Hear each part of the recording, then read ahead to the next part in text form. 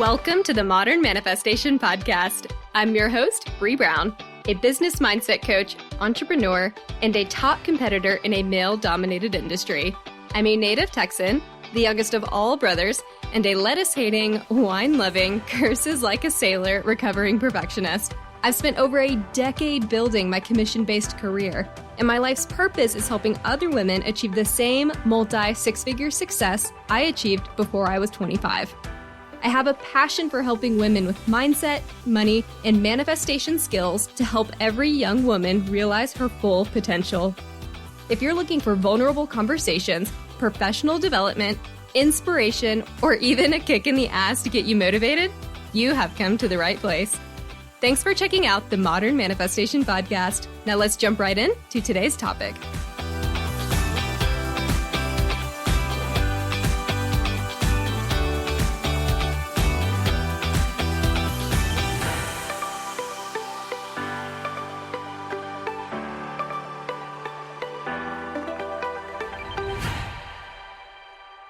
Hello, everyone, and welcome back to the Modern Manifestation Podcast. It has been a weird week for me, guys. If you follow me on Instagram, you've probably already seen that my grandfather was life-flighted to the hospital earlier this week, and there were a lot of emotions going on. He definitely pulled through at the last moment. So I have just been inundated with all kinds of emotions this week, shock, fear, grief, anger, hope, excitement, all of them. And so I came back into town on Friday and I just had to do nothing. Like, I needed a break, emotionally, mentally, all the things. And my inner critic, or that ego side of me, was like, oh, but that's so unproductive. Or I've already taken off so much time to be with family this past week that I really need to take some time to catch up on work, to get ahead, or to at least get through my email inbox, right? But I knew in my gut that I needed a day to rest, to unwind. And I knew I needed to honor that in order to be where I wanted to be the rest of the weekend. So I decided to listen to that, and I just took the time I needed to process and to allow myself to heal from all the shit that I just gone through, right? Like, it felt pretty heavy, and I knew that I needed to create the space to just work through that in whatever way I needed to. And so there was no point in feeling guilty about this because it is what I knew I needed. And I likely wouldn't have been productive at work anyway because I was dealing with all this shit or, trying to process it as best I could. So any work I would have been able to do probably wouldn't have been my best anyway. So I decided to just push aside my laptop, put my phone up, turn off my emails, turn on Do Not Disturb for my phone. I pulled out a book, got a lot of good reading in, which I feel like I haven't really done a lot of fictional reading as much as I've wanted to lately. So I made time for that. I even watched a few movies, took a long nap, which I usually do not do. Like, I took a nap. I'm so proud of myself. And went for a couple walks, ordered takeout all day. Like, I didn't do anything. And I sure as hell didn't do any of the things that my ego thought I should be doing.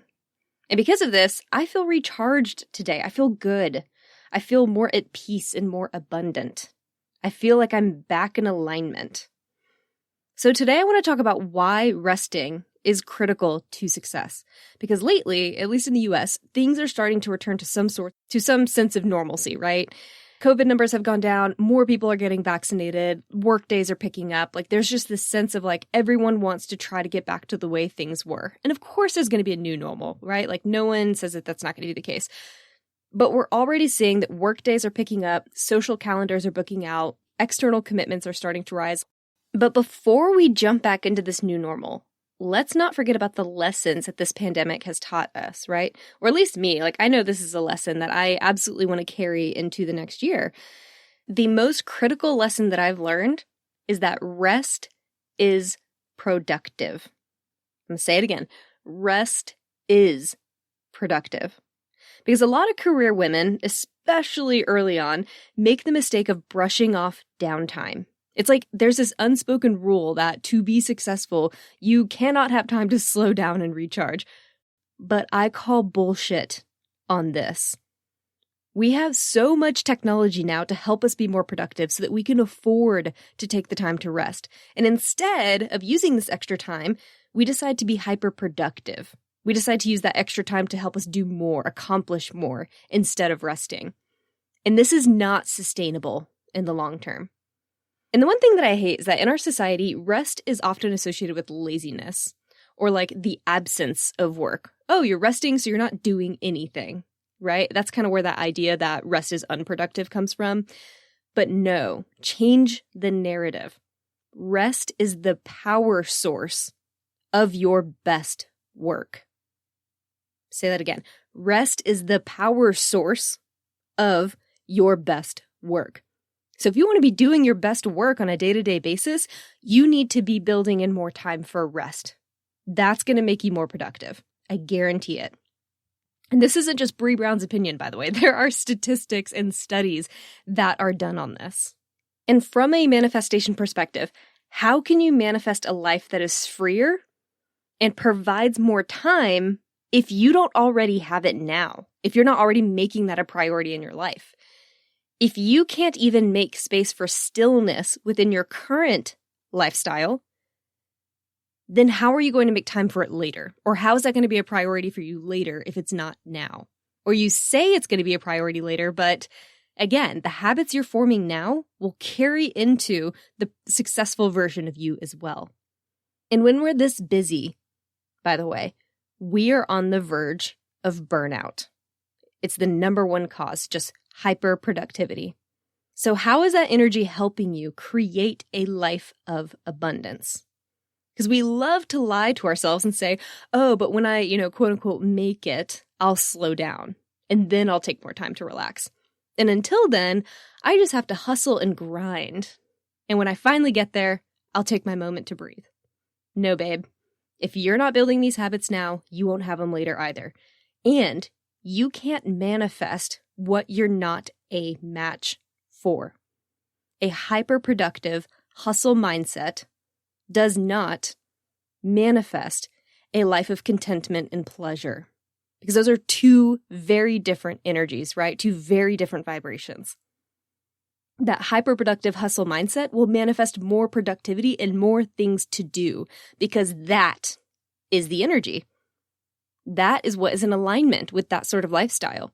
So by all means, work hard. I'm not saying don't work hard, but make intentional time for rest in between your bursts of working hard. Allow yourself to step back and step off that hamster wheel and take a break, because otherwise you will get burned out and you won't be producing your best work and you won't be building in that habit for your future successful self. And so then you will still feel burned out and wondering why you feel unfulfilled in some way. And I hate to break it to y'all. Actually, I don't. I love breaking this to y'all. But burnout is a result of the scarcity mindset. Burnout is scarcity mindset, or comes from scarcity mindset. You get burnt out when you believe that there is not enough time, money, or success in some area of your life. There is a not enoughness going on, right? So your solution is to work to the point of burnout, because if you were coming from a place of abundance, you would intuitively know that there's plenty of time, plenty of success, plenty of money, right? All of those things, that abundant side, because you already know that you are and have enough as it is, and you are able to accept more. But that's not the energy you're operating from when you're burned out, because all you are operating from is this, I need more, I don't have, and so I need to hustle, go, not allow time for rest because there's not enough time. Scarcity. And in addition to having this scarcity mindset, disregarding downtime and calling it a waste of time is also a symptom of perfectionism, lack of boundaries, lack of self-worth, or really any combination of these symptoms. These things have a tendency to overlap. And I know these symptoms well because I have had every single one of them. So allow me to save you a few years on therapy on this matter and just talk a little bit about what I was doing. I had this idea that I had to be extremely busy all the time. I had to be in every organization, on every board, at every social event. And if I had a night off, like, oh my gosh, what can I be doing? Who can I be meeting with? What can I be doing to move myself forward? And the main reason I kept such a busy schedule was that it allowed me to justify my failures when I didn't do well. And it also gave me a sense of importance. Like, oh, I know it was bad, but I just didn't have enough time because there were these other 10 million things that are also super important that I was doing, you know? And when I did do well, like, man, just imagine if I'd had more time, right? It could have been so much better. A hectic schedule can be both protection from shame when things go wrong and an ego boost when they go right. And if I allowed myself to rest, there would be a critical flaw in my performance. I couldn't allow rest because it was my excuse if I performed badly. So I didn't want to make time for rest. I didn't want to make that a habit. Because if I had time to rest, I also had time to do better at XYZ, and I always had to do better because I didn't feel worthy or valuable on my own. And not allowing myself to rest also enabled my anxiety and my perfectionism, which, pretty much the same thing, but... And as an example, when I procrastinated too much because of my anxiety, I blamed my busy schedule so that I didn't have to ask myself why I was so anxious. And when I started chronically procrastinating to the point where other people were noticing, all of a sudden, my schedule, my super busy schedule, became my shield. Like, everyone will know that my super busy schedule is the only reason why I procrastinated so much on this other thing, or why I've dropped the ball over here, or why I failed at this. It's not me, it's my schedule. Shield. So why would I allow myself to rest if that took away my shield, my excuses? And if I had time to rest, then I had time to avoid procrastination and all the emotional baggage that caused me to procrastinate in the first place, right? Like, I'd have to address that. And if I allowed myself to rest, what was waiting for me there? What ugly emotions waited for me when I finally had time to address them?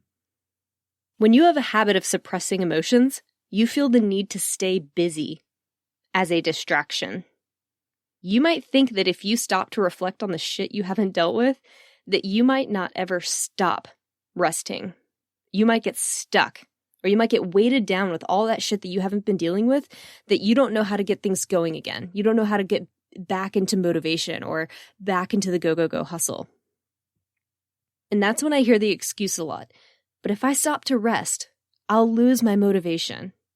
And if this is you, then maybe you're not motivated by the right thing to begin with.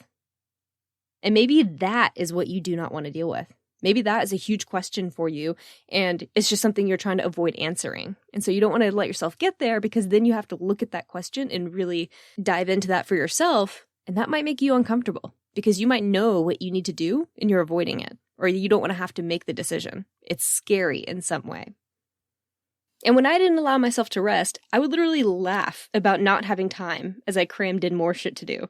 Like, family would ask me things like, do you ever just stop? Do you ever slow down? When do you make time for yourself? And I would always reply with something like, only when I'm dead, or rest is for the weary. Like, my hyper productivity was like a badge of honor that I was wearing proudly. Oh, I am so busy, therefore I look important. Or I appear worthy. Or I look successful. But I didn't really believe any of these things about myself. It was this facade that I kept up. And it led to a crippling imposter syndrome because I felt like I was tricking everyone. Like, oh, they all think I'm super important and successful because I have this hyper busy schedule.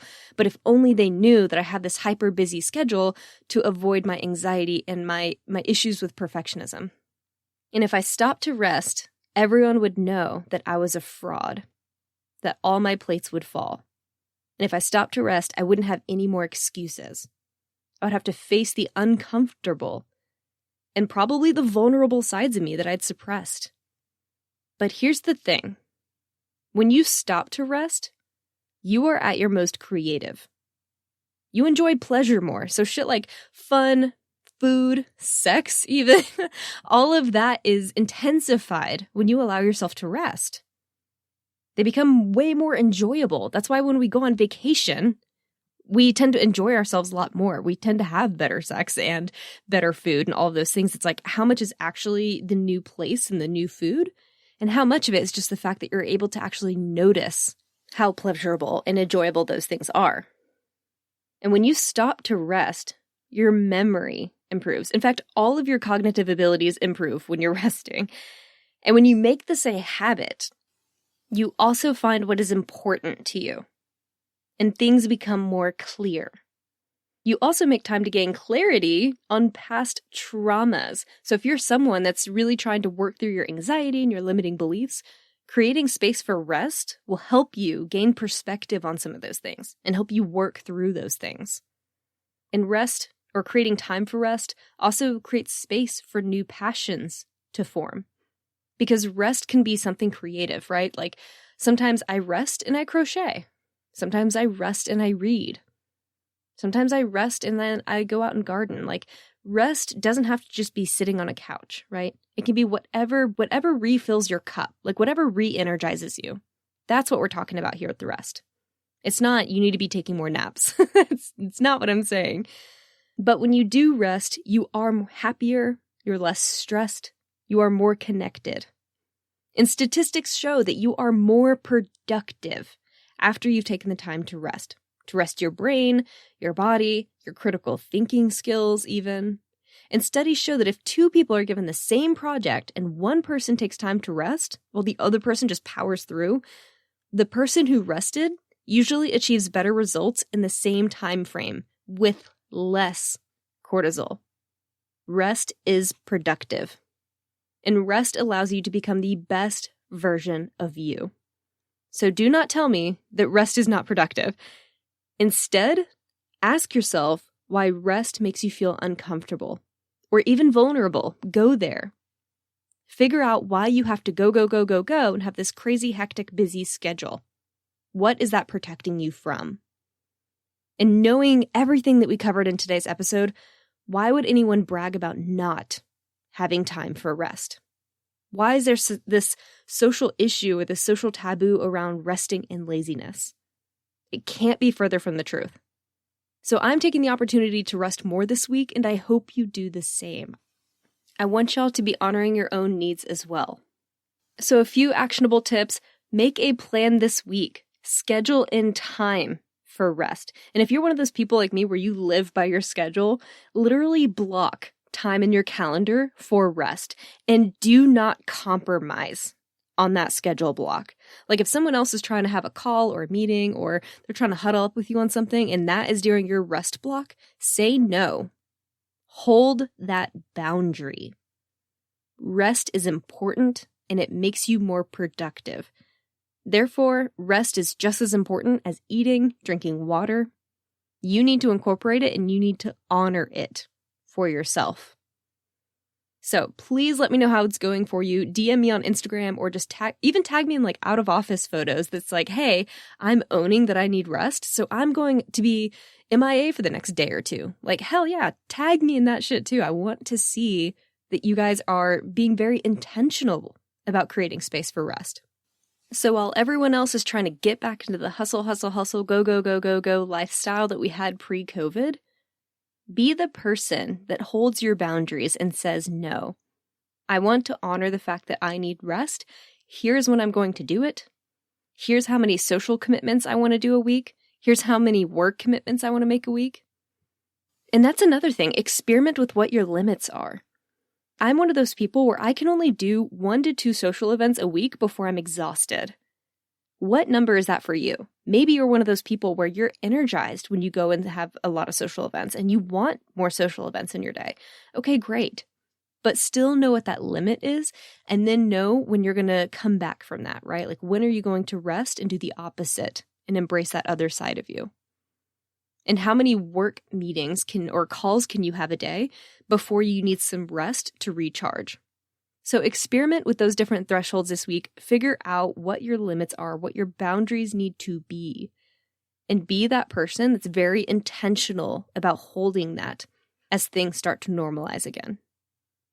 Have a fantastic rest of your week, and I will catch y'all next Monday. Until then, go out there and manifest some miracles. Thank y'all so much for hanging out with me today. If you enjoyed this podcast, hit subscribe so you can stay up to date with new episodes. As always, we would love it if you would share this episode with friends and family who could use the inspiration. As a new podcast show, we would really appreciate your honest feedback so I know what you like and what you could use more of. As a thank you for leaving us a rating, we will send you our 7 weekly tips to create space for abundance. Make sure you screenshot your review and email it to us at hello@themodernmanifestation.com so we can send them straight to your inbox. If you'd like to stay connected, you can find us on Instagram or Facebook at Modern Manifestation, or you can head to our website at themodernmanifestation.com. Thanks again for joining me, and I will catch y'all in the next episode.